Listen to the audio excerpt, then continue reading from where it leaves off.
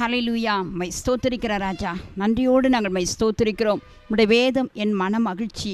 அப்பா, உம்முடைய வேதம் மாத்திரம் எங்கள் கையில் இல்லாவிட்டால் இன்றைக்கோ நாங்கள் துக்கத்தில் அமிழ்ந்து போயிருப்போமே. இன்றைக்கு கூட உமது வேத வசனத்தின் மூலமாக எங்களோடு நீங்கள் பேசுங்கப்பா. பாலகரை போல் எங்களை தாழ்த்துகிறோம். கல்விமானுக்கும் ஞானிகளுக்கும் இந்த வேத வசனத்தினுடைய கத்தாவே மகிமையம் எத்தனையோ காரியங்களை வெளிப்படுத்தலை. ஒரு பாலகனுக்கு தான் நம்ம வெளிப்படுத்துகிறீங்க. இன்றைக்கு கூட உடைய வேத வசனத்தினுடைய ஆழங்களை புரிந்து கொள்ள கர்த்தர் உதவி செய்யும். எல்லா துதியான மகிமை எடுத்துக்குங்க. இயேசுவின் நாமத்தில் ஸ்தோத்திரத்தோடு ஜெபத்தை எடுக்கிறோம் பிதாவே, ஆமேன். கிறிஸ்துவுக்குள் அன்பான தேவனுடைய பிள்ளைகளை, ஆண்டவராக இயேசு கிறிஸ்துவின் இனிய நாமத்தினால உங்களை எல்லாரையும் நான் வாழ்த்துக்கிறேன். கர்த்தருடைய கிருபையினால் மீண்டும் உங்களை சந்திப்பதில் மிகவும் மகிழ்ச்சி அடைகிறேன். இன்றைக்கு ஆண்டவருடைய பாதத்தில் அமர்ந்திருந்த பொழுது நம்முடைய வாழ்க்கையில் ஆண்டவரை நம்ம எப்படி தேட வேண்டும், ஆண்டவருடைய வசனம் என்ன சொல்கிறது தான் வேதத்திலிருந்து சில ஆதாரங்களை நம்ம பார்க்க போகிறோம். ஓசியா 10ஆம் அதிகாரம் 12வது வசனத்தை நீங்கள் வாசித்து பார்ப்பீர்களானால், நீங்கள் நீதிக்கென்று விதை விதையுங்கள், தயவுக்கத்ததாய் அறுப்பு அருங்க, உங்கள் தரிசு நிலத்தை பண்படுத்துங்க. கர்த்தர் நீதியை வருஷிக்க பண்ணும் மட்டும் அவரை தேட காலமாக இருக்கிறது. இந்த வார்த்தையின் மூலமாக தான் இந்த நாளில் நம்ம அநேக சத்தியங்களை நம்ம பார்க்க போகிறோம். கர்த்தருடைய பிள்ளைகளே, இது ஆண்டவரை தேடக்கூடிய ஒரு காலம். வேதத்தை நீங்கள் வாசித்து பார்ப்பீர்களானால், பிரசங்கியின் புஸ்தகத்தில் 3ஆம் அதிகாரம் முதல் 6 வசனம் ஒவ்வொன்றுக்கும் ஒரு காலம் உண்டாம். தேட ஒரு காலம் உண்டு, அதுக்கு எதிர்ப்புறையாக இழக்க ஒரு காலம் என்று நாம் வேதத்தில் வாசிக்கிறோம். ஒன்று ஆண்டவரை தேடணும். தேடாதவங்களுடைய வாழ்க்கையில் ஆண்டவரை இழந்து ஜீவிக்கிற ஒரு அனுபவம் தான். உப்பு சாரமுள்ளதாக இருந்தால் அது எவ்வளோ ஆசீர்வாதம். ஆனால் அது சாரம் இழந்து போயிட்டா அது மனிதர்கள் மிதிப்பதற்கென்று நாம் வேதத்தில் வாசிக்கிறோம். அதுபோல தான் ஆண்டவரை தேடாதவருடைய வாழ்க்கை எப்படிப்பட்டதான தள்ளப்பட்ட ஒரு நிலைமை. கர்த்தருடைய பிள்ளையே, ஆண்டவர் நாம் எப்படிலாம் நம்ம தேட வேண்டும் என்று வேதத்தில் பல காரியங்களை பரிசுத்த ஆவியானவர் நமக்கு அழகாய் கற்றுக் கொடுத்திருக்கிறார். ஏதோ அழகாக சொல்லுது, அதிகாலையில் என்னை தேடுகிறவர்கள் என்னை கண்டடைகிறார்கள் என்று சொல்லி. நீதிமொழிகள் 8ஆம் அதிகாரம் 17வது வசனத்தில் வாசிக்கிறோம். என்னை சிநேகிக்கிறவர்களை நான் சிநேகிக்கிறேன், அதிகாலையில் என்னை தேடுகிறவர்கள் என்னை கண்டடைவார்கள். அப்போ நம்ம வாழ்க்கையில் ஆண்டவரை நாம் நேசித்தா மாத்திரம்தான் நம்ம அதிகாலையில் எழுந்து ஆண்டவரை நாம் தேட முடியும். இன்றைக்கி எத்தனையோ பேருடைய வாழ்க்கையில் காலையில் எழுந்து ஜெபிக்கிறதுலையோ அல்லது ஆண்டவருடைய சமூகத்தில் காத்திருக்கிறதுலையோ ரொம்ப குறைவுள்ளவர்களாக இருக்கிறோம். ஏசுப்பா அழகாக சொல்கிறாரு, அவருடைய ஜெப ஜீவியத்தை நீங்கள் ஒத்து பார்த்தீங்கன்னா அதிகாலையில் பிதாவோடு அநேக மணி நேரங்கள் செலவு பண்ணினாராம். கர்த்தருடைய பிள்ளை, அப்போ நம்ம வாழ்க்கையிலும் கூட ஆண்டவராக இயேசு நமக்கு முன்மாதிரியாக இருக்க அப்படின்னால ஆண்டவராக இயேசுவை போல அதிகாலையில் ஆண்டவரை நாம் தேட கற்றுக்கொள்ள வேண்டும். சங்கீதக்காரன் 63ஆம் அதிகாரம் முதல் வசனத்தில் அழக சொல்கிறாரு, அதிகாலையில் உம்மை நான் தேடுவேன் என்று சொல்லி. எஸ்ஐயா 26ஆம் அதிகாரம் 9 நம்ம வாசிக்கிறோம். அப்போ காலையில் ஆண்டவரை நம்ம தேடும்போது நிச்சயம் கண்டுபிடிப்பீர்கள் என்று நாம் வேதத்தில் வாசிக்கிறோம். எதை சொல்லுதுங்க? அப்போஸ்தலர் 17ஆம் அதிகாரம் 27 தடவையாகிலும் அவரை கண்டு கொள்ளத்தக்கதாக அவர் ஒருவருக்கும் தூரமானவர் அல்ல என்று சொல்லி. அப்போ ஆண்டவரை நம்ம எப்படியாகிலும் கண்டுபிடிக்க முடியும். தேடினா நிச்சயம் அவர் நமக்கு தென்படுவார் என்று நாம் வேதத்தில் வாசிக்கிறோம். தேடலைன்னா ஆண்டவர் நம்மளை கைவிடுவார் என்று நாம் வேதத்தில் வாசிக்கிறோம். 1 நாளாகமம் 28ஆம் அதிகாரம் 9 வாசிக்கிறோம். 2 நாளாகமம் 15ஆம் அதிகாரம் 2-3 வசனத்திலையும் வாசிக்கிறோம். ஆசா ராஜா காலத்தில் ஆண்டவரை நான் தேடுவேன் என்று அவங்களை எல்லாம் ஒரு உடன்படிக்கை பண்ணினாங்க. அப்போ ஆண்டவர் என்ன தெரியுமா செய்தார்? 2 நாளாகமம் 15ஆம் அதிகாரம் 15வது வசனத்தில் சுற்றிலும் ஆண்டவர் இளைப்பாறுதலை கர்த்தர் கொடுத்தாராம். இளைப்பாற பண்ணினார். யுத்தமில்லாத ஒரு நாட்களை ஆண்டவர் அவளுக்கு கொடுத்தாராம். இந்த நாட்களில் கூட நம்ம வாழ்க்கையில் எப்போ பார்த்தாலும் யுத்தம், பிரச்சனை, பலவிதமான போராட்டம், இவைகளை தான் நம்ம கடந்து வந்து கொண்டிருக்கிறோம். வேதம் சொல்லுதுங்க, ஆண்டவருடைய பிள்ளைகளோடு பலவிதமான காரியத்தில் உபத்திரவம், போராட்டம், சோர்வு எல்லாம் நம்ம வாழ்க்கையில் கட்டாயம் சந்திக்க நேரிடும். ஆனாலும் வேதம் அழகாக சொல்லுதுங்க, நமக்குள்ளாய் உண்டாகிற பலவிதமான போராட்டத்துக்கு காரணம் என்ன? கலாத்தியர் 5ஆம் அதிகாரம் 15-16 வசனங்களை நீங்கள் வாசித்து பார்ப்பீர்களானால், ஒருவர் கடிந்து பட்சிப்பீர்களானால் அழிவீர்கள் என்று நாம் வேதத்தில் வாசிக்கிறோம். கடிந்து அநேகருடைய வாழ்க்கையில் கடிந்து பட்சிக்கிறோம். அநேகருடைய வாழ்க்கை அந்த வேதத்தை நீங்கள் வாசிங்கன்னா எரேமியா 15ஆம் அதிகாரம் 3 வசனங்களெல்லாம் நீங்கள் வாசித்து பாருங்கள். அகாய்த்து பறவைகள் தான் பட்சிக்கும் என்று அவைகளை ஆண்டவர் ஒரு வாதையாக அனுப்புகிறாராம். கொள்ளை நோய், இன்றைக்கி எத்தனையோ காரியங்கள் நம்முடைய வாழ்க்கையில் பட்சிக்க வருது. ஆனால் இயேசுப்பாவை நம்ம தேட ஆரம்பிக்கும் போது இப்படிப்பட்ட காரியங்களுக்கெல்லாம் ஆண்டவர் நம்ம நிச்சயம் விளக்க வல்லவர். அதனால தான் இந்த கலாத்தியர் 5ஆம் அதிகாரம் 16வது வசனத்தை நீங்கள் வாசித்தீங்கன்னா, ஆவியின்படி நாம் நடந்து கொள்ள ஆரம்பிப்போம், ஆனால் மாம்சத்துக்கு நாம் இடம் ஒரு நாளும் கொடுக்க மாட்டோம், மாம்ச இச்சையை நிறைவேற்றாமல் இருப்பீர்கள் என்று சொல்லி. இப்போ நம்ம ஆவிக்குள்ளான ஒரு அனுபவம் நமக்குள்ள தேவை. அநேக நேரம் மாம்சத்தை பிரியப்படுத்த ஆரம்பித்துடுறோம். ஒரு வேளை சிந்தை இருந்தாவே மரணம் நம்ம விதத்தில் வாசிக்கிறோம். அப்போ நம்ம வாழ்க்கையில் அதிகாலையில் எழுந்து ஜெபிக்க முடியாதபடி இருக்கிற ஒரே காரணம் நமக்குள்ள ஒரு சோம்பல். அப்புறம் கொஞ்சம் நேரம் கழிச்சு பார்த்துக்கலாம், அப்புறம் எந்திரிக்கலாம், அப்புறம் நம்ம ஒரு வேளை இயேசுப்பாவுடைய சமூகத்துக்கு வரோம், வந்து ஆண்டவர் நாம் தேடலாம் என்று. அன்றைக்கி மன்னா கூட அதிகாலையில் தான் அந்த பாளையம் எங்கும் சுற்றிலும் காணப்பட்டதான். இப்போ அந்த வெயில் ஏற அது உருகி போகுமா. அப்போ அதிகாலையில் இருட்டோடு எழுந்து ஒரு குணசாலியான ஸ்திரீ என்ன செய்வாளாம், தன் காரியத்தை எல்லாம் செய்வாளாம். அப்போ ஆண்டவருடைய பிள்ளைகளுக்கு கூட தேவனை தேடணும்னா அந்த அதிகாலை நேரத்தை நம் சேஷமாக ஆண்டவருக்கென்று ஒதுக்க நாம் கற்றுக்கொள்ள வேண்டும். மோசே இடத்துல ஆண்டவர் சொல்கிறாரு, காலையில் அதிகாலையில் நீ வா, இருட்டோடு வான்னு சொல்கிறார். இவருடைய அந்த 10 கற்பனைகள் அவன் கையிலிருந்து உடைக்கப்பட்டது.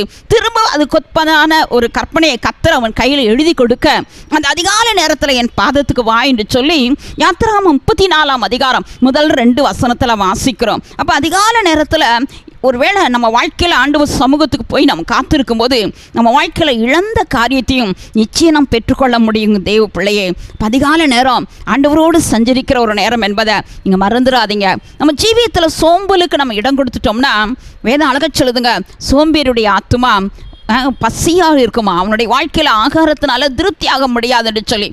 அவன் விரும்பினதெல்லாம் ஒருவேளை சோம்பேறி அவன் விரும்புவான், ஆனால் ஒன்றுமே அவன் வாழ்க்கையில் கிடைக்காதான். சோம்பேறியுடைய வாழ்க்கையில் அவன் ஆளுகையை அவன் ஒரு நாள் செய்ய முடியாது என்று நாம் வேதத்தில் வாசிக்கிறோம். தாவீது ராஜா கூட கொஞ்சம் சோம்பேறித்தனமாக இருந்தான். முடிவு என்னாச்சு தெரியுமாங்க, அவன் யுத்தத்துக்கு போகாமல் அவன் அந்த மாடியில் உலாவும் பொழுது அவன் பாவம் செய்வதற்கு காரணமான அநேக காரியங்கள் அவனுக்குள்ளே பிரவேசித்ததை நாம் வேதத்தில் வாசிக்கிறோம். அப்போ சோம்பலுக்கு இடம் கொடுத்துடக்கூடாது. குள்ள நரிகளும் குறி நரிகளும் ஒருவேளை தோட்டத்தை கெடுத்து போட்டு விட்டு வராதபடி நம்ம ஆண்டவருடைய சமூகத்தில் விழித்திருந்து நம்ம ஜெபிக்க ஆரம்பிச்சிட்டோம்னா, ஆண்டவருடைய பிள்ளையை கத்தர் எல்லா கிரியிலிருந்து தேவன் விசேஷமாய் நம்முடைய அருமையான ஊழிய பாதையிலும் சரி, நம்முடைய திருச்சபைகளிலும் சரி, சபைகளிலும் சரி பெரிய காரியங்களை தேவன் நிச்சயம் செய்ய முடியும். இன்றைக்கு ஏன் இந்த நாட்களில் சோர்வு, அதிகாலையில் ஆண்டவரை தேடுகிறதுல நாம் குறைவுள்ளவர்களாக இருக்கிறோம். கத்தருடைய முகத்தை நீங்கள் காலையில் தேட ஆரம்பிப்பீர்களானால் ஆண்டவர் நிச்சயம் நமக்கு தென்படுவார். அதிகாலை நேரத்தில் தான் மகதலேனா மரியாள் கல்லறையில் இயேசுனுடைய மரித்த சரீரத்தை தான் போய் பார்க்க போறா. ஆனால் ஒரு உயிரோடு எழும்பினதான இயேசுவை முகமுகமாக பார்க்குறா. முதல் ஆண்டவராக இயேசு அந்த பெண்ணுக்கு தன்னை வெளிப்படுத்தி கொடுக்கிறத நாம் வேதத்தில் வாசிக்கிறோம். அவள் போய் எல்லா சீஷரிடத்திலும் எல்லாரிடத்திலும் முதல் செய்தி இயேசு உயிரோடு இருக்கிறத நான் பார்த்தேன்னு சொல்லி அந்த முதல் செய்தியை கொண்டு வரதை நாம் வேதத்தில் வாசிக்கிறோம். அப்போ அதிகாலை நேரம் ஆண்டவரை நம்ம தேடுவோமானால் நிச்சயம் அநேக ஆசீர்வாதங்களை நம்ம பார்க்க முடியும். அதிகாலை நேரத்தை நீங்கள் ஆண்டவருடைய பாதத்தில் அவரை தேட ஒப்பு கொடுங்க. கர்த்தர் உங்கள் வாழ்க்கையை ஆசீர்வதிப்பார். ஏன்னா வேதம் சொல்லுதுங்க, எங்கள் நாட்களை எண்ணும் அறிவை எங்களுக்கு தாரும், எங்களுடைய இருதயம் ஞான இருதயம் உளவலாய் மாறும்படி என்று சங்கீத புஸ்தகம் 90ஆம் அதிகாரம் 12 வாசிக்கிறோம். அப்போ நம்முடைய நாட்களுக்கு தக்கதாக தான் நம் பலன் இருக்கும் என்று சொல்லி உபாகமம் 33ஆம் அதிகாரம் 25 வாசிக்கிறோம். இன்னைக்கு நம்முடைய வாழ்க்கையில் ஒவ்வொரு நாளையும் நம்ம வேஸ்ட் ஆக்கிட்டோம்னா தேவப்பிள்ளையை அந்த நாள் நிச்சயமாக நம்ம வாழ்க்கையில் திரும்பி பார்த்தாலும் அது கிடைக்காது. ஆகவே தான் பரிசுத்த ஆவியானவர் நமக்கு கற்றுக் கொடுக்கிற ஒரு சத்தியம், அதிகாலையில் நீங்கள் ஆண்டவரை தேடுங்க. ஒவ்வொரு காலையிலும் ஆண்டவருடைய கிருபை புதிதாக இருக்குது. ஒவ்வொரு காலையிலும் தேவன் நமக்கு விசேஷமாக எழுப்பி நமக்கு நிறைய காரியங்களை கற்றுக் கொடுக்கிறார் என்று சொல்லி எசாயா 50ஆம் அதிகாரம் 4வது வசனத்தில் வாசிக்கிறோம். கல்விமானி நாவை தேவன் நமக்கு கொடுக்கிறாரா. அப்போ அதிகாலையில் இயேசுப்பாவை தேடுங்க, ஆண்டவருடைய வல்லமை நிச்சயம் நீங்கள் பார்க்க முடியும். ரெண்டாவதாக ஆண்டவருடைய பிள்ளையை நம்முடைய வாழ்க்கையில் கர்த்தருடைய சமூகத்தில் ஜெபத்தில் அதிகமாய் ஆண்டவருடைய முகத்தை நாம் தேட வேண்டும். ஜெபம் என்ற நம்முடைய வாழ்க்கையில் ஆண்டவரோடு பேசுகிற ஒரு அனுபவம். வேதம் சொல்லுது, மனுஷகுமாரனுக்கு முன்பாய் நிற்க நாம் பாத்திரவாங்களாய் எண்ணுவதற்கு எப்போது விழித்திருந்து நம்ம ஜெபம் பண்ண வேண்டும் என்று நாம் வேதத்தில் வாசிக்கிறோம். வேதத்தில் அருமையாய் வேதத்தில் வாசிக்கிறோம். தானியேல் புஸ்தகம் 9ஆம் அதிகாரம் முதல் சில வசனங்களை வாசித்து பாருங்க. அவன் தேவ பாதத்தில் உபவாசத்தோடு ஜெபத்தோடு உட்கார்ந்து அவருடைய முகத்தை தேட ஆரம்பித்தானா. அப்போ தேவனுடைய முகத்தை நம்ம ஜெபத்தின் மூலமாக தான் நாம் பார்க்க முடியும். என் முகத்தை தேடுங்கள் என்று சொன்னீரே என்று சொல்லி சங்கீத புஸ்தகம் 27ஆம் அதிகாரம் 8வது வசனத்தில் வேதத்தில் வாசிக்கிறோம். அப்போ ஆண்டவர் முகத்தை நம்ம தேடணும்னா நிச்சயமாக நம்ம ஜெபத்தில் காத்திருக்க வேண்டும். தேவனுடைய பிள்ளையை கர்த்தருடைய பாதத்தில் நம்ம ஜெபிக்காமல் நம்ம வாழ்க்கையை ஓட்டவே முடியாது. ஒரு நாள் ஒருவேளை நீ ஜெபிக்கலனா ஆண்டவருடைய கிருபை நீ இழந்துருவ. அதனால தான் வேதம் சொல்லுது, முதலாவது தேவனுடைய ராஜ்யத்தையும் அவருடைய நீதியும் தேடுங்கள் என்று சொல்லி. ஆண்டவருடைய ராஜ்யத்தை தேட வேண்டும், ஆண்டவருடைய நீதியை தேட வேண்டும். அவர் நமக்கு வைத்திருக்கிற சகல ஆசீர்வாதங்களை என் தேவ சமூகத்தில் தேட வேண்டும். கர்த்தருடைய பிள்ளை 10 வெள்ளிக்காசுல 1 வெள்ளிக்காசு தொலைஞ்சு போச்சு. அந்த பெண் சும்மா விடல. ஆண்டவர் அவளுக்கு கொடுத்ததான அந்த ஈவை தேடி கண்டுபிடிக்கிறார். ஒரு ஆடு 99, 100 ஆடுல ஒரு ஆடு ஒருவேளை காணாமல் போனது. அந்த மேய்ப்பன் சும்மா விடல, அவன் போய் அதை தேடி கண்டுபிடிக்கிறான். கெட்டகுமாரன் ஒருவேளை அப்பா விட்டு பிரிந்திருந்தாலும் திரும்ப ஆண்டவர் அவனை அணைக்கிறத நாம் வேதத்தில் வாசிக்கிறோம். அப்போ தேவனை தேடிக்கும் போது நம்முடைய வாழ்க்கை மிக ஆசீர்வாதமா இருக்கும். அதனாலதான் சங்கீதம் 24ஆம் அதிகாரத்தை எடுத்து நீங்க வாசித்து பாருங்க.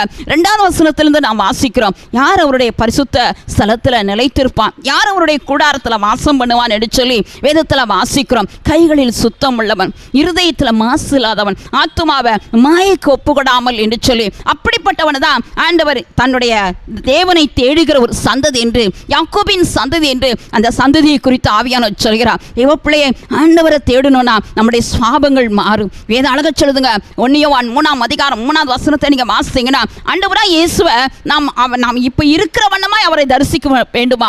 இயேசு எப்படி இருக்கிறாரோ அதை போலவே இயேசு எப்படி இந்த பூமியில வாழ்ந்தார், ஒவ்வொரு நாளும் பிதாவின் சமூகத்தில் போய் அவர் காத்திருந்தார், ஜெபித்தார், ஆலோசனையை கேட்கிறார். ஆண்டவருடைய இப்படி அவருடைய சித்தத்தை மாத்திரம் அவர் செய்கிறார். அப்ப தேவ சித்தம் செய்யணும்னா நம்ம ஆண்டவருடைய சமூகத்தில் நம்முடைய ஆவி ஆத்துமா சரீரத்தை ஆண்டவருடைய பாதத்தில் ஒப்பு கொடுத்து, நம்ம ஜீவ பலியாய் ஒப்பு கொடுத்து, இந்த உலகத்தார் போல நம்ம வாழ்க்கையை வாழாதபடி, உலகத்துக்கு ஒத்த வேஷம் தெரியாதபடி, தேவனுடைய நன்மை பிரியம் சித்தம் என்னதென்று பகுத்தறிய ஜபத்தில் தாங்க தரித்திருக்க முடியும். அப்ப ஜப ஜீவியம் நமக்குள்ள இருந்தா ஏசப்பாவுடைய முகத்தை நாம் தேடுகிறோம் என்பதை மறந்துடாதீங்க. அதனாலதான் சாலமோனிடத்துல இந்த தாவீது சொல்லுகிறான், நீ முழு இருதயத்தோடும் அவரை தேடினால் அவர் உனக்கு தென்படுவார், நீ அவரை விட்டால் அவர் என்றென்றைக்கு உன்னை கைவிடுவார் என்று நாம் வேதத்தில் வாசிக்கிறோம். அப்ப ஆண்டவருடைய சமூகத்தில் ஜபத்தின் மூலமாய் ஏசப்பாவுடைய முகத்தை நாம் தேட நாம் கற்றுக்கொள்ள வேண்டும். தேவனுடைய பிள்ளையை ஜீவனுள்ள நாளெல்லாம் ஆண்டவருடைய பிள்ளையை அவருடைய ஆலயத்தில் இருப்பதே நான் வாஞ்சிக்கிறேன், ஆலயத்தில் ஆராய்ச்சி செய்வதே. அப்ப யோசிங்க, இன்னைக்கு ஆண்டவருடைய சமூகத்தில் அந்த யோசுவா ஆசரிப்பு கூடாரத்தை விட்டு பிரியாது இருந்தானா? அப்ப நம்ம வாழ்க்கையும் கூட ஆண்டவருடைய சமூகத்தில் காத்திருப்போமானால் 1000 நாளை பார்க்கலும் அது ஆலய பிரகாரங்களில் காத்திருக்கிற ஒரு நாள் ஆண்டவருடைய பிள்ளை. அப்ப எத்தனை காலங்கள் நம்ம வாழ்க்கையில ஆண்டவருடைய பலத்தோடு நம்ம ஜீவிக்கிறோம். யோசிங்க, உலகத்துக்கு நம்ம ஒரு வேளை எத்தனையோ காலங்களை நம்ம செலவு பண்ணிட்டோம். ஆனா இருக்கிற நாட்கள்ல இந்த கடைசி காலத்துல ஆண்டவரோடு அதிக நேரம் நீங்க செலவு பண்ணாதான் இந்த கடைசி காலத்துல அந்த கிருபை நாம் வாங்கி கொண்டு அவரை நம் முகமுகமாய் தரிசிக்க முடியும், பரலோகத்தை நம்ம பார்க்க முடியும். அதனால ஆண்டவர் சமூகத்துல ஜபத்துல தரித்திருக்க முடியும். ஆண்டவர் இன்றைக்கு உங்களுக்கு ஆலோசனை கொடுக்கிறார். 3வதாக இந்த வேதம் அழகா சொல்லுதுங்க, எசாயா 34ஆம் அதிகாரம் 16வது வசனத்தை வாசித்து பாருங்க. கர்த்தருடைய வேதத்தை தேடி வாசியுங்கள் என்று நாம் வேதத்தில் வாசிக்கிறோம். கர்த்தருடைய புஸ்தகம் கையில் இருப்பது ஆண்டவருடைய வேத வசனம். அந்த புஸ்தகத்தில் ஜோடி இல்லாதிருக்காது என்று நாம் வேதத்தில் வாசிக்கிறோம். ஒரு காரியமும் குறைபடாது என்று நாம் வேதத்தில் வாசிக்கிறோம். கர்த்தருடைய வாய் இதை சொல்லிட்டு அவருடைய ஆவி இதை சேர்க்கும் என்று நாம் வேதத்தில் வாசிக்கிறோம். அப்போ இந்த வேத புஸ்தகத்தை நாம் தேடி வாசிக்க வேண்டும். வீட்டில் எத்தனையோ புஸ்தகங்கள் இருக்கலாம், எத்தனையோ நேரங்களில் நெட்டில் யோசிங்க, எத்தனை மணி நேரம் என்னதையோ நீங்கள் தேடுறீங்க. ஆனால் இயேசுப்பாவுடைய பாதத்தில் இந்த பைபிள் எடுத்து நம்ம வாசிக்கிறதுல நம்ம எவ்வளவு குறைவுள்ளவர்களாக இருக்கிறோம். யோசித்து பாருங்க. வேதத்தில் 1 கொரிந்தியர் 10ஆம் அதிகாரம் 11வது வசனத்தில் வாசிக்கிறோம். இந்த வேத வசனம் எல்லாம் இந்த கடைசி காலத்தில் நமக்கு திருஷ்டாந்தமாய் எழுதி கொடுக்கப்பட்டிருக்கிறதா. அதே போலதான் ரோமர் 15ஆம் அதிகாரம் 3வது வசனத்தை வாசித்து பாருங்க. அங்கு வேதத்தில் வாசிக்கிறோம். இந்த வசனம் எல்லாம் நமக்கு போதனையாக எழுதி கொடுக்கப்பட்டிருக்கிறது என்று நாம் வேதத்தில் வாசிக்கிறோம். ஆண்டவர் நமக்கு போதனையாக ஆண்டவருடைய பிள்ளையை அந்த நாட்களில் நிருபங்களை எல்லா சபைகளுக்கும் அந்த நாட்களில் அனுப்புகிறாங்க. பைபிள் இதை குறித்து அப்போஸ்தலர் 15ஆம் அதிகாரம் 31வது வசனத்தை நீங்கள் வாசித்து பாருங்க. இந்த வசனத்தை வாசித்து இந்த நிருபங்களை வாசித்து அதனால் அவர்களுக்கு மிகுந்த ஆறுதல் உண்டானதான். அப்போ ஆண்டவருடைய பிள்ளைகளாகிய நம்ம வாழ்க்கையிலையும் கூட இந்த பைபிள் எடுத்து நம்ம வாசிக்கும் போது இந்த வசனங்களை தேடி தேடி ஆராய்ந்து நம்ம வாசிக்க ஆரம்பிச்சிட்டோம்னா நம்ம வாழ்க்கையில் ஆறுதல் கிடைக்குங்க. அது நமக்கு எல்லா காரியத்திலும் நமக்கு எச்சரிப்பை கொண்டு வருங்க. நம்ம பரிசுத்தமாய் வாழ்வதற்கு இந்த உலகத்தில் ஒரே ஒரு வசனம், ஆண்டவருடைய வார்த்தை ஒண்ணுதான். அப்ப ஆண்டவருடைய வார்த்தை தான் நம்மளை பரிசுத்தப்படுத்தும். அவருடைய சாயலுக்குப்பான ஒரு ஆசீர்வாதத்தை நம்ம வாழ்க்கையில கொண்டு வரும், சுவாபங்கள் எல்லாம் மாற்றும். ஆண்டவருடைய பிள்ளையே, ஆகவே இன்றைக்கு அப்பாட்ட நம்ம கண்ணீரோடு கேட்க வேண்டிய ஒரு காரியம், அப்பா நான் வேத வசனங்களை எடுத்து வாஞ்சியாய் வாசிக்க எனக்கு கிருபை தாங்க. நற்குணசாலிகளாய் மாறியதான ஆண்டவருடைய பிள்ளை அப்படிப்பட்ட ஒரு ஜீவன் நமக்குள்ள தேவை. கர்த்தருடைய பிள்ளை அனுதினமும் ஆராய்ந்து பார்த்தாங்களாம். யோசித்து பாருங்க, இன்னைக்கு வேத வசனங்களை ஆராய்ந்து பார்க்கிறோமா, வாசித்து பார்க்கிறோமா? வேதத்தில் யோசுவா முதல் அதிகாரம் 7-8 வசனங்கள் எல்லாம் வாசித்து பாருங்க. நியாயப்பிரமாணம் உன் உள்ளத்துக்குள்ள இருக்கணும்னு வேதத்தில் வாசிக்கிறோம். உன்னுடைய வாயை விட்டு அது பிரியாதிருப்பதாக என்று நாம் வேதத்தில் வாசிக்கிறோம். கற்பனைகளை கைக்கொள் என்று நாம் வேதத்தில் வாசிக்கிறோம். யோசித்து பாருங்க, அருமையான யோபு சொல்றான், எனக்கு வேண்டிய ஆகாரத்தை பார்க்கலாம் உம்முடைய கற்பனைகளை நான் காத்துக்கொண்டேன் என்று சொல்லி. எரேமியா சொல்றார், அது என் எலும்புகளுக்குள் அடைக்கப்பட்டிருக்கிறது என்று சொல்லி. எசேக்கியேல் 3 அதிகாரம் 3வது வசனத்தில் வாசிக்கிறோம், அது என் குடலெல்லாம் நிரப்பி இருக்கிறது என்று. ஆண்டவருடைய வார்த்தை மிக மிக முக்கியம். அந்த நாளில சவுல ஆண்டவர் பார்த்து சொல்றார், இவன் என் வார்த்தையை நிறைவேற்றல. ஆண்டவர் வார்த்தை, ஆண்டவர் நமக்கு கொடுத்திருக்கிற அந்த வார்த்தையை நம்ம வேத வசனத்தின் மூலமாய் மாத்திரமா நம்ம கண்டுபிடிக்க முடியும். வேதத்தில் வாசிக்கிறோம், 1 நாளாகமம் 15ஆம் அதிகாரம் 12வது வசனத்திலிருந்து நீங்க எடுத்து நீங்க வாசித்து பாருங்க. அங்கு தாவீதின் நாட்கள்ல அங்கு விசேஷமாக ஒரு சம்பவம் நடந்தது. லேவியர்கள் உடன்படிக்கை பெட்டிய சுமக்கல, அங்கு காளையை கொண்டு சுமக்கிறாங்க. ஒரு வண்டி, புது ரதத்தை வைத்து. வேதத்தில் வாசிக்கிறோம், தேவனுடைய பிள்ளையே, அந்த நாளில் அங்கு ஒரு அடி விழுந்தது. அவங்க சொல்றாங்க அந்த நாளில், அந்த 13வது வசனத்தில், நாம் நியாயமானபடி நாம் ஆண்டவரை தேடாதபடினால. அப்ப நியாயமானபடி தேட இந்த வேத வசனம் ஒண்ணுதான். இருளான ஸ்தலத்துல ஒரு வெளிச்சமா இருக்கிறது இந்த வேத வசனம் தான். அவருடைய வசனத்தை பிடித்துக்கொண்டு சுடர்களை போல பிரகாசிக்க இந்த வேத வசனம் தான் ஆண்டவருடைய பிள்ளையை. அப்ப இந்த வசனம் உள்ளத்துல இன்னைக்கு இல்லைன்னா தேவனுடைய பிள்ளையை இயேசுப்பா நீ தேடவே இல்லை. வசனத்தை நீ தேடாதபடினால உன் வாழ்க்கையில நீ எண்ணி முடியாத நாட்கள் என் ஜனங்கள் என்னை மறந்தார்கள் என்று அப்பா துக்கத்தோடு சொல்லுகிறார். தேவ பிள்ளையை நீ இயேசுப்பாவுடைய வசனத்தை தேடுகிறாயா? 2 நாளாகமம் 17ஆம் அதிகாரம் 9-10 வசனங்களை வாசித்து பாருங்க. யோசபாத் காலத்துல ஆண்டவருடைய வேத வசனத்தை கையில பிடித்து கொண்டு அங்கு யூத தேசம் எங்கோ சுற்றி திரிந்து இதை குறித்து போதித்தாரலாம். அப்போ சுற்றிலும் இருக்கிற அந்த நாடுகள்ல தேவன் ஒரு பயங்கரத்தை உண்டாக்கி இந்த நாட்டில் ஒரு பெரிய ஒரு சமாதானத்தை கொடுத்தாராம். அந்த ஜனங்கள் யுத்தம் பண்ணாதபடி இளைப்பாறுதல தேவன் இந்த ஜனத்துக்கு கத்தர் கொடுத்தாராம். ஆண்டவருடைய பிள்ளையை, அப்ப தம்முடைய பிள்ளைகள் இந்த பைபிளை கையில் எடுக்கணும். வேதத்தையே எத்தனையோ காலம் மறந்து ஜீவிக்கிறாங்க. பைபிளை குறித்து இன்னைக்கு ஆசை கிடையாது, வாஞ்ச கிடையாது. கடைசி காலத்துல வாழ்கிறோம். இந்த பைபிளை தவிர எல்லாம் உள்ள வந்துருச்சு. ஆண்டவருடைய பிள்ளையை அன்னைக்கு ஆண்டோடைய பாதத்தில் அமர்ந்திருந்த போது ஆவியான துக்கத்தோடு ஒரு காரியத்தை குறித்து பேசினார். என்னாகமம் 13ஆம் அதிகாரத்தை எடுத்து நீங்கள் வாசித்து பார்ப்பீர்கள். ஆனால் அங்கு விசேஷமாக ஆண்டோடைய பிள்ளைகள் அந்த 12 கோத்திரத்திலையும் ஒவ்வொரு தலைவர்களாக அந்த தலைவர்களாக ஆண்டவர் என்ன செய்கிறார், செலக்ட் பண்ணி அந்த கானானுக்குள்ள அனுப்புகிறார். வேதத்தில் வாசிக்கிறோம், அந்த நாளில் அருமையான இஸ்ரவேல் ஜனங்களோடு ஆரம்ப நாட்களிலிருந்து நான் கானானை தரேன், இந்த கானான் இப்படிலாம் இருக்கும், இந்த கானான் இப்படிலாம் ஆசீர்வாதமான இடம் என்று ஆண்டோடைய பிள்ளைகளாக அவர்களுக்கு சொல்லிட்டே வரார். கானானை குறித்து இந்த ஜாதிகளெல்லாம் துரத்தி தான் நான் உங்களுக்கு கொடுக்குறேன். ஆனா இந்த ஜனங்கள் என்ன செய்யறாங்க, ஆண்டவருடைய வார்த்தையை நம்பல. அந்த கானானுக்கு போன ஆண்டவருடைய 12 பேர்ல அந்த 2 பேர் மாத்திரம்தான் நல்ல செய்தியை கொண்டு வராங்க. மற்றவங்களெல்லாம் நீங்க பைபிள் எடுத்து நீங்க வாசிங்கன்னா என்னாகும், 13ஆம் அதிகாரத்தினுடைய கடைசி சில வசனம், 4 வசனம், கடைசி சில வசனங்களை நீங்க வாசிங்கன்னா அழக சொல்லுது, துர்ச்செய்தி அவர்கள் பரப்பினார்கள் என்று. ஆண்டவருடைய பிள்ளையை ஆனா நல்ல செய்தியை சொல்லல. இன்னைக்கும் ஆண்டவருடைய பிள்ளை, அதனாலதான் தேவனுடைய ராஜ்யத்தையும் அவருடைய நீதியும் தேடுங்கள். நீதியை தேடதான் இன்னைக்கு ஊழியர்களை கத்தர் வைத்திருக்கிறார். ராஜ்யத்தை குறித்து எத்தனையோ முறை ஆண்டவர் காமிச்சிட்டு தான் இருக்கிறாருங்க. எபிரேயர் 6 அதிகாரத்தை கொஞ்சம் நீங்க வாசித்து பாருங்க. அஸ்திபாரம் ஆண்டவர் நமக்கு கொடுத்திருக்கிற அந்த மூல உபதேசங்கள்ல ஒன்று அவருடைய ராஜ்யத்தை குறித்ததான ருசி, ஆண்டவருடைய ராஜ்யத்தை குறித்ததான அறிவை நமக்கு கத்தர் கொடுத்திருக்கிறார். அங்க பரலோகத்தினுடைய எல்லா வெளிப்பாடுகளை கத்தர் கொடுக்கிறார். ஆனா அந்த பரலோகத்தை இந்த நாட்களை நம்ம பார்த்து இன்னைக்கு பிரசங்கங்கள் அதெல்லாம் கிடையாது. பரலோகத்தை விட்டுறாங்க, இந்த பூமியில இருக்கிற ஆசீர்வாதத்தை மட்டும் சொல்றாங்க. அந்த நாளில எப்படி இஸ்ரவேல் ஜனங்கள்ல அந்த 12 அந்த கோத்திர பிதாக்களுடைய தலைவர்கள் அத்தனை பேரும், அந்த 10 பேரும் துர்ச்செய்தியை பரப்பினார்களோ அதே போலதான் இன்னைக்கு நற்செய்தியை சொல்லல, பரலோகத்தை சொல்லல, பரலோகத்தின் ராஜ்யத்தின் மகிமையை சொல்லல, இந்த உலகத்துக்குரிய காரியத்தை மாத்திரம் சொல்றதுனால அநேக காரியத்துல இன்னைக்கு ஜனங்கள் என்ன செய்யறாங்க, சிக்குண்டு போறாங்க. இந்த உலகத்தின் காரியத்தில் இருக்கிறதான எல்லாவற்றையும் அவங்களுக்கு காண்பிக்கிறாங்களே தவிர பரலோக ராஜ்யத்தை குறித்து அப்படி நீதியை குறித்ததான பிரசங்கங்கள் இன்னைக்கு ரொம்ப ரொம்ப குறைவா இருக்குதுங்க. அந்த 12 பேர்ல 10 பேர் துர்ச்செய்தியை பரப்பினது போல இன்னைக்கு ஒரு கூட்டம் அப்படிதான் இருக்கிறாங்க. கடைசியில கானானுக்குள்ள போனது 2 பேர் மாத்திரமே. இன்றைக்கு அப்பாட்ட நம்ம கண்ணீரோடு கேட்க வேற ஒரு காரியம், அப்பா இந்த பைபிள்ல எங்களுக்கு நீங்க பரலோகத்தை குறித்து எத்தனையோ செய்தியை நீங்க கொடுத்துருக்கிறீங்களே, அந்த பரலோக ராஜ்யத்தை குறித்து அறிந்து கொள்ள எங்களுக்கு உதவி செய்யுங்கப்பா. ஒவ்வொரு நாள் இந்த பரலோகத்தின் மன்னாவை நான் ருசிக்க எங்களுக்கு உதவி செய்யுங்க ஆண்டவரே. இந்த பரலோக ராஜ்யத்தின் கத்தாவை மகிமையெல்லாம் காண எங்களுக்கு நீங்க உதவி செய்யுங்க. நீங்க கண்ணீரோடு கேட்பில், ஆனால் ஆண்டவர் அப்படிப்பட்ட ஒரு கிருபையை நிச்சயம் நமக்கு கொடுக்க வல்லவர். கடைசி நாட்களில் ஜீவிக்கிறோம். வேத வசனங்களை நீங்க தேடி ஆராய்ந்து வாசித்து பாருங்க. நிச்சயம் இந்த வசனத்தின் மூலமா நிறைய வெளிப்பாடுகள் ஆண்டவர் உங்களுக்கு கொடுப்பா. அவருடைய முகத்தை ஒரு நாளும் ஆண்டவர் மறைக்கிற தேவன் அல்ல. தேவ பிள்ளையே, ஏன் இந்த நாட்களில் கர்த்தருடைய வேத வசனங்களை ஆராய முடியல, ஏன் ஜெபிக்க முடியல, ஏன் ஆண்டவருடைய ராஜ்யத்துக்குரிய காரியங்களை நம்மளால ஆராய முடியலன்னா வேத அழக சொல்லுதுங்க. கொலைசியர் 3ஆம் அதிகாரம் முதல் 3 வசனத்தை வாசித்து பாருங்க. மரித்தீர்கள், ஆனாலும் உங்களுடைய ஜீவன் கிறிஸ்துவுடனே கூட மறைந்திருக்கிறது.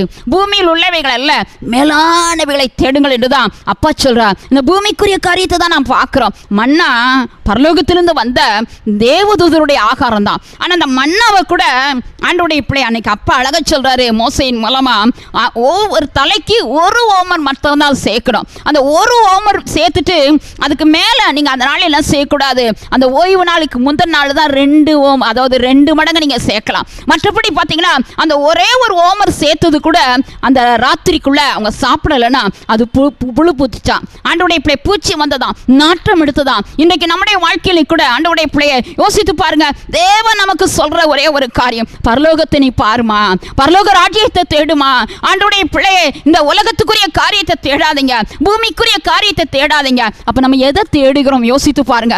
உலகத்தில் இருக்கிற எல்லா பொருட்களை பார்க்கிறோம், விரும்புறதெல்லாம் நம்ம வாங்குறோம். ஆண்டவருடைய அனுமதி இல்லாதபடி இந்த உலகத்துக்குரிய காரியத்தை மாத்திரம் நாடுகிறோம். ஏசப்பா சொல்றார், என்னுடைய ராஜ்யம் இந்த பூமிக்குரியது அல்ல, அது தேவனுடைய சமூகத்துல ஆண்டவருடைய ராஜ்யமாய் நம்முடைய வாழ்க்கையில் அந்த ராஜ்யத்துக்குரிய ஆசீர்வாதத்தை தான் தினமும் நம்ம பார்க்கணும். தெய்வ பிள்ளையை வேதத்தில் இயேசுப்பா அழக ஜெபத்தில் கற்றுக் கொடுத்திருக்கிறார். பரலோகத்தில் நமது சித்தம் செய்யப்படுவது போல பூமியிலேயும் உடைய சித்தம் ஆண்டவரே செய்யப்படுவதாக. ஆண்டவருடைய சித்தத்தை ஒவ்வொரு நாளும் நீங்கள் அறிஞ்சு அப்பாவுடைய பாதத்தில் நீங்கள் காத்திருந்தாதான் ஆசீர்வாதத்தை நம்ம பார்க்க முடியும். ஆகவே கர்த்தருடைய பிள்ளை இந்த வேத வசனத்தின் மூலமாக பரலோகத்தை பார்க்க கற்றுக்கொள்ளுங்க. பரலோக ராஜ்யத்தில் ஒரு புதிய எருசலேமை நமக்காக தானே ஆயத்தப்படுத்துறார். யோசிங்க, அன்றைக்கு இந்த பூமியில் இருந்த நாட்களில் நெகேமியா மூலமா அவன் ஜெபத்தின் மூலமா ஆண்டவருடைய பிள்ளை இடிந்து போன அந்த அலங்கத்தை மட்டுமல்ல ஒரு புதிய எருசலேமை அவன் உருவாக்குறான். யோசிங்க, இன்றைக்கு கர்த்தருடைய பிள்ளை, இன்றைக்கு ஆண்டவருடைய பிள்ளைகளாகிய நாம எதை நாம் உருவாக்கி கொண்டிருக்கிறோம்? எதை செய்தாலும் இந்த வேத வசனத்தின் அடிப்படையில் நம்ம செய்யும் போது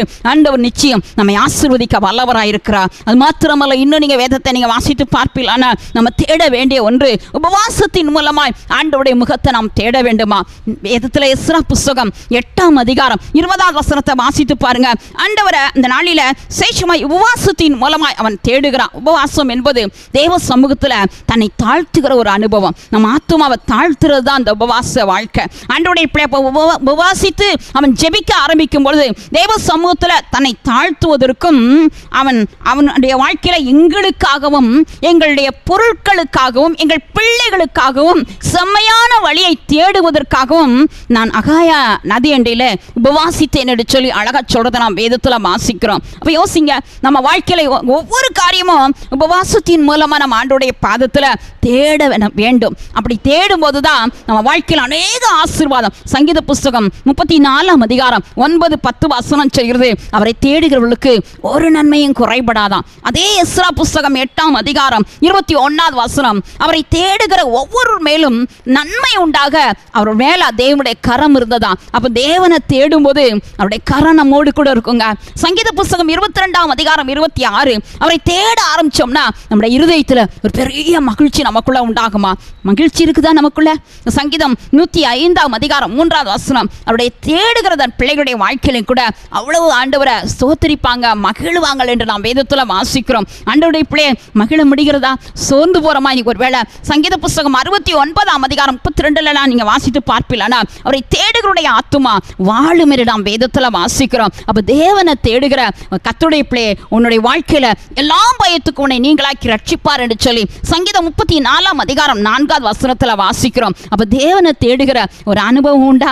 ஆண்டவரை தேடுகிறோமா? இன்னைக்கு அநேகர் இந்த உலகத்தின் காரியத்தை தேடி நாடி ஓடுறாங்க. உலக பிரகாரம் வேலையை தேடுறோம், பொருட்களை தேடுகிறோம், நம்முடைய வாழ்க்கையில எதிர்காலத்தை குறித்து என்னென்னமோ திட்டம் போட்டு தேடுகிறோம். ஆனா அப்பாவுடைய பாதத்துல நீங்க காத்திருந்தீங்கன்னா கர்த்தருடைய பிள்ளையை உங்களுக்கு தேவையான எல்லாவற்றையும் ஆண்டவர் உங்களுக்கு கட்டாயம் கொடுக்க வல்லவர். வேத வசனங்களை தேடி வாசிங்க, அவைகள் ஒன்றும் ஜோடி இல்லாது இருக்காதுன்னு பைபிளை வாசிக்கிறோம். அப்ப ஆண்டவருடைய பிள்ளைகளாகிய நாம இன்னைக்கு ஆண்டவருடைய சமூகத்துல இந்த வேத வசனத்தை தேடி ஆராய்ந்து ஆண்டவருடைய பிள்ளை நம்ம வாசிக்க ஆரம்பிச்சிட்டோம்னா எல்லாவற்றையும் ஆண்டவர் நமக்கு கொடுப்பார். ஒரு நன்மை நமக்கு குறைபடாது. ஆகவே இன்றைக்கு கர்த்தருடைய பாதத்துல கண்ணீரோடு நம்ம கேட்க போறோம், இயேசுப்பா மை தேடுறப்பா, நம்முடைய பாதத்துல என்னை தாழ்த்துற நீங்க ஒப்பு கொடுப்பீர்களானால் ஆண்டவர் நிச்சயம் நம்மை ஆசீர்வதிக்க வல்லவராய் இருக்கிறார். அது மாத்திரமல்ல, ஆண்டவரை விட்டு விலகி போன 2-3 பேர் காரியங்களை மாத்திரம் உங்களுக்கு முன்பாய் நான் வைக்கிறேன். இந்த வேதத்தை நீங்க வாசித்து பார்ப்பீர்களானால் இந்த வேதம் அழகா சொல்லுதுங்க. 2 நாளாகமம் 16 அதிகாரத்துல 12வது வசனத்தை நீங்க வாசிங்கன்னா, ஆசா ராஜா தன்னுடைய 39வது வருடத்துல அவன் வியாதி கால்கள்ல கொடிய வியாதி கொண்டான் என்று, நோவு கொண்டான் என்று. அப்ப அந்த வியாதி நேரத்துல கர்த்தரை அல்ல பரிகாரியை தேடினானா. கடைசியில் அவனுடைய வாழ்க்கை ஆசீர்வாதமா இல்லை. அப்ப இன்னைக்கு நம்ம வாழ்க்கையிலையும் கூட நம்ம வயது ஆக ஆக ஒருவேளை நிறைய நேரங்கள் என்ன நினைக்கிறோம், வயது ஆயிடுச்சு, பலவீனம் வந்துருச்சு, இனி எனக்கு என்ன வழி, நான் இங்கேயாவது போலாமா, அங்க போலாமா, இங்க போலாமா, இந்த மருத்துவரிடத்துல போலாமா? ஆனா ஆண்டவர் சொல்றாரு, நீ உன் வாழ்க்கையில இந்த நாட்களில் வயதான காலங்களில் கூட கர்த்தருடைய வார்த்தையை நீ நம்பி அவரை சார்ந்து ஜீவிக்கும் போது வேதம் சொல்லுது, அவர்கள் கனி தந்து பசுமையும் புஷ்டியுமா இருப்பாங்களாம். மற்றவங்களுக்கு பாரமா நம்ம ஒரு நாள் இருக்க போறதில்ல. ஆண்டவர் நமக்கு நீடித்த ஆயுசு நாட்களை கர்த்தர் வைத்திருக்கிறார். சில நேரங்கள்ல ஏன் இந்த உலகத்தில் இருக்கிற எத்தனையோ நேரங்கள்ல தற்கொலைக்கு கூட அநேகர் துணிகிறாங்க. பைபிள் சொல்லுதுங்க, பூரணராக்கப்பட்ட ஒரு நீதிமான்களுடைய ஆவி இடத்துல தான் நாம் போகிறோமா. எபிரேயர் 12 அதிகாரம் 23வது வசனத்துல வாசிக்கிறோம். அதே போல ஏசாயா 65 அதிகாரம் 20வது வசனத்தை கூட நீங்க வாசித்து பாருங்க. தன்னுடைய ஆயுசுல பூரணமாக்கப்பட்ட ஒரு கிழவனும் வாலிபன் என்று சொல்லப்படுவானா. அப்ப இந்த வசனம் எல்லாம் எவ்வளவு அழகான வசனம், யாருக்கும் எழுதலைங்க, நம்ம அப்பா நமக்கு தாங்க எழுதி வைத்திருக்கிறார். அப்ப ஆண்டவருடைய வசனங்களை நீங்க தேட ஆரம்பிக்கும் போது ஆண்டவருடைய பிள்ளைய பரிகாரியா அல்ல. அந்த நாளில யோபு வாழ்க்கையில நீங்க வாசித்து பார்ப்பீங்கன்னா அவனுடைய சரீரத்தில் உச்சந்தளது உள்ளங்கால் வரலும் கொடிய பருக்கள், அவனுடைய சரீரத்தில் அவ்வளவு வேதனை. ஆனாலும் ஆண்டவருடைய சமூகத்துல கர்த்தரை அவன் உறுதியா பிடித்துக் கொள்றான். அவன் சொல்றான், என் தோல் முதலாய் அழுகி போனாலும் என் அப்பாவை நான் விட மாட்டேன், அவருடைய முகத்தை நான் தரிசிப்பேன் என்று. ஆண்டவருடைய பிள்ளை கடைசியில் அவனுடைய வியாதி மாறுது. அவனுடைய வாழ்க்கையில பெரிய அதிசயங்களை கர்த்தர் செய்கிறார். இழந்து போன எல்லாவற்றையும் அவனுக்கு கர்த்தர் திரும்ப கொடுக்கறத நாம் வேதத்துல வாசிக்கிறோம். அது போலதான் இன்னைக்கு நம்ம வாழ்க்கையிலும் கூட அவர் தான் நமக்கு பரிகாரியான கர்த்தர். வேதத்துல இதை குறித்து பைபிள் யாத்ராமம் 15 அதிகாரம் 26வது வசனத்துல வாசிக்கிறோம். யாத்ராமம் புஸ்தகம் 23 அதிகாரம் 25, 26, உன்னிலிருந்து வியாதியை விலக்குவேன் என்று அப்பா சொல்லுகிறார். ஆண்டவருடைய பிள்ளையை இன்னைக்கு அப்பாட்ட கேளுங்க, அப்பா இந்த நாட்களில் நான் பரிகாரியா அல்ல, ஆண்டவரை பரம வைத்தியராகிய உம்மை நான் தேடுகிறேன் என்று ஒப்பு கொடுப்பீர்களானால் ஆண்டவர் உங்களை ஆசீர்வதிக்க முடியும். சவுல் வாழ்க்கையிலே கூட 1 நாளாகமம் 10 அதிகாரம் 13வது வசனத்தை எடுத்து நீங்க வாசித்து பாருங்க. அங்க வேதத்துல வாசிக்கிறோம், அவன் கர்த்தரை தேடல, சரியானபடி அவன் கர்த்தரை தேடல. அந்த நாளில் உடன்படிக்கை பெட்டியை குறித்து ஒரு அக்கறை அவனுக்கு இல்லை. முடிவு என்னாச்சு தெரியுமா? அவனுடைய வாழ்க்கையில அஞ்சனம் பார்க்கிறவளை தேடின நிமித்தம் அவன் செத்து போனான் என்று சொல்லி. யாரை தேடுறான்? அஞ்சனம் பார்க்கிற, குறி கேட்கிறதான, குறி சொல்லக்கூடிய ஆட்களை அந்த நாட்களை தேடி புறப்பட்டு போறான். தேவப்பிள்ளை முடிவு அவன் கர்த்தருடைய கரத்திலிருந்து அவன் கைவிடப்பட்டவனாய் மரித்தான் என்று நாம் வேதத்துல வாசிக்கிறோம். கர்த்தருடைய வார்த்தையை அவன் நிறைவேற்றல. அதனால அந்த வசனம் சொல்லுது, கர்த்தருக்கு செய்த துரோகத்தின் நிமித்தம். அப்ப தேவ வார்த்தையை நீ கை கொள்ளலனா நீ தேவனுக்கு துரோகம் செய்து கொண்டிருக்கிற.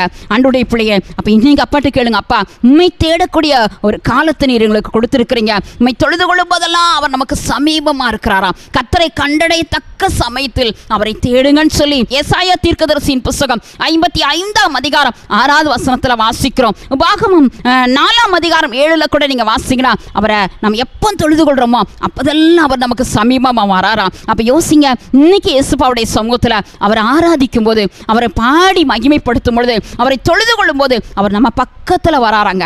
அவரை தடவியாகிலும் கண்டுகொள்ள முடியும் கர்த்தருடைய பிள்ளையை. ஆகவே இன்னைக்கு இயேசுப்பா கையில் ஒப்பு கொடுங்க. கர்த்தர் நிச்சயம் அவர் நமக்கு தென்படுவார். அவர் நம்மை கைவிட மாட்டார். அவர் நமக்கு கொடுக்கப்பட்ட ஒவ்வொரு வார்த்தைகளையும் கர்த்தர் நிறைவேற்றி கொடுப்பார். சங்கீத புஸ்தகம் 40ஆம் அதிகாரத்தில் கூட அழகாக சொல்லப்பட்டிருக்கிறது, அவரை தேடுகிற அனைவரும் சந்தோஷப்படுவாங்க, கெம்பீரிப்பாங்க என்று சொல்லி. ஆகவே இந்த கடைசி காலத்தில் ஆண்டவரை தேட கற்றுக்கொள்வோம். கர்த்தருடைய வார்த்தையை தேடுவோம். கர்த்தருடைய ராஜ்யத்தை குறித்து தேடுவோம். கர்த்தருடைய பிள்ளைய கனத்தையும் மகிமையும் அழியாமையும் தேடுகிறவர்களுக்கு ஆண்டவர் விசேஷமாய் நித்திய ஜீவனை கொடுப்பார் என்று சொல்லி ரோமர் 2ஆம் அதிகாரம் 7வது வசனத்தில் வாசிக்கிறோம். ஆண்டவருடைய பிள்ளை நிலையான வாழ்க்கை இந்த வாழ்க்கை கிடையாது. நிலையான ஒரு நகரம் பரலோகத்தம் தான். அந்த பரலோகத்தை நோக்கி நம்ம ஓட ஆரம்பிப்போம். ஆனால் ஆண்டவர் நம்ம விசேஷமாய் ஆசீர்வதிக்க வல்லவர். கர்த்தர் மேன்மையான ஆசீர்வாதங்களை கர்த்தர் நமக்கு கொடுக்கும்படி தொடர்ந்து கண்ணீரோடு நம்ம ஜெபம் பண்ண போகிறோம். கர்த்தர் உங்களை ஆசீர்வதிப்பார். ஹல்லேலூயா. மை ஸ்தோத்திரிக்கிற ராஜா, நன்றி கபலாதிகுரா. Thank you father. மை ஸ்தோத்திரிக்கிற ராஜா, நன்றியோடு நாங்கள் மை ஸ்தோத்திரிக்கிறோம். பாமை துதிக்கிறோம், பாமை ஸ்தோத்திரிக்கிறோம். நிலையான நகரம் இங்கு இல்லை, வரப்போறதை நாடி தேட கடவோம் என்று சொல்லி எபிரேயர் 13ஆம் அதிகாரம் 14ல் வாசிக்கிறது போல, தகப்பனே வரப்போகிற முது ராஜ்யத்தை தேட ஆண்டவரே எங்களுடைய இருதயத்தை பக்கம் திருப்புவீராக. உண்மையாய்மை தேடுகிற அப்பா ஒவ்வொருவருக்கும் நீ தூரமாக அல்ல, சமீபத்தில் நிற்கிறீரே ஆண்டவரே. உண்மையாய் ஆண்டவரே பாடுகள் மத்தியில், போராட்டங்கள் மத்தியில் தேடுகிற முது பிள்ளைகளை கர்த்தர் இன்னைக்கு நினைத்து பார்ப்பீராக. அப்பா சேஷமாய் பவுல் வாழ்க்கையில் ஆண்டவரே எத்தனையோ நிர்வாணம், பசி, பஞ்சம், ஆண்டவரே பட்டினி, இவைகள் மத்தியிலும் கூட உண்மையாய் தேடினான்ப்பா. கப்பல் பிரயாணத்திலும் கூட உண்மையாய்மை நோக்கி பார்த்தபடினால ஆண்டவரே அவன் நிமித்தம் அந்த யாத்திரையில் ஒரு பெரிய விடுதலை நீர் கொடுத்தீரையா.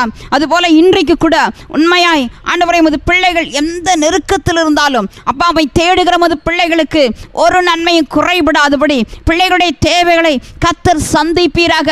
அப்பா அன்றைக்கு வரி கட்ட தேவையான பணத்தை கூட பேதுருவுக்கு ஆண்டவரே மீனின் வாயிலிருந்து நீர் கொடுத்தது போல இன்றைக்கு கர்த்தாவே உமது பிள்ளைகள் தங்களுக்கு தேவை இன்னதென்று உம்முடைய பாதத்தில் கண்ணீரோடு நிற்கிற உமது பிள்ளைகளுடைய தேவைகளை கர்த்தர் சந்திப்பீராக.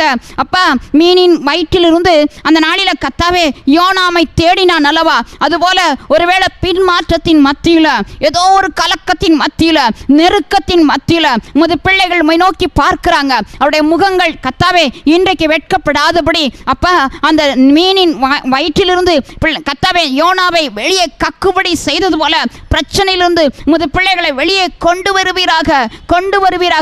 அங்கங்கே ஜெபிக்கிறதான அந்த தகப்பனை இசப்பா ஜெப குழுக்களை கர்த்தர் தகப்பனை ஆசீர்வதிக்கும்படியாக நாங்கள் ஜெபிக்கிறோம். அப்பா தகப்பனை அப்போஸ்தலர் 12ல் பேதுருவுக்காய் ஜெபித்த பொழுது ஆண்டவரே அந்த சத்தத்தை கர்த்தர் கேட்டு பேதுருவை ஆண்டவரே அந்த நாளில் தகப்பனை ஏரோதனுடைய எண்ணங்களுக்கும் யூதருடைய கைகளுக்கும் தப்புவித்தது போல இன்றைக்கு கூட உமது பிள்ளைகள் பலவிதமான நெருக்கத்துக்குள் எங்கு இருக்கிறார்களோ அவர்களை இந்த வேளையில் நீ தப்புவிப்பீராக. அப்பா பத்ம தீவிலும் உம்மை தேடினதான அந்த யோவானை போல உமது பிள்ளைகள் கர்த்தாவை உம்மை தேடுறாங்க. பரலோகத்தை குறித்து பிள்ளைகளுக்கு இந்த நாளில் வெளிப்பாடுகளை தரும்படியாக நாங்கள் ஜெபிக்கிறோம். உண்மையாய் உமது சமூகத்தை நித்தமும் தேடுங்கள் என்று சொன்னீர்களா ஆண்டவரே. இதுவரையிலும் ஆண்டவரே ஜெபத்தில் குறைவுள்ளவர்களாய் இருப்பார்களானால், வேத வாசிப்பில் குறைவுள்ளவர்களாய் இருப்பார்களானால் அவர்களை இப்பொழுது நீர் தொடும்படியாக நாங்கள் ஜெபிக்கிறோம். அப்பா உம்மை ஸ்தோத்திரிக்கிறோம். வேத வசனங்களின் மூலமாய் உம்முடைய முகத்தை பார்க்க, ஜெபத்தில் உம்முடைய முகத்தை பார்க்க, உபவாசத்தில் உம்முடைய முகத்தை பார்க்க, ஆண்டவரே உம்முடைய ராஜ்யத்தை பார்க்க அப்பா பிள்ளைகளுக்கு கர்த்தர் உதவி செய்ய போவதற்காக ஸ்தோத்திரம்.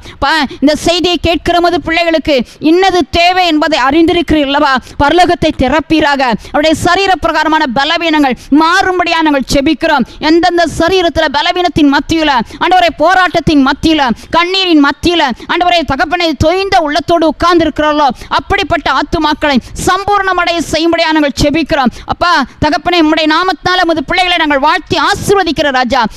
தொடர்ந்து உமது வல்லமை தொடர்ந்து பிள்ளைகள் மத்தியில் கிரியை நடப்பிக்கட்டும். எல்லா துதியான மகிமை எடுத்துக்கங்க. இயேசுவின் நாமத்தில் ஸ்தோத்திரத்தோடு ஜெபத்தை எடுக்கிறோம் பிதாவே. ஆமேன், ஆமேன், ஆமேன்.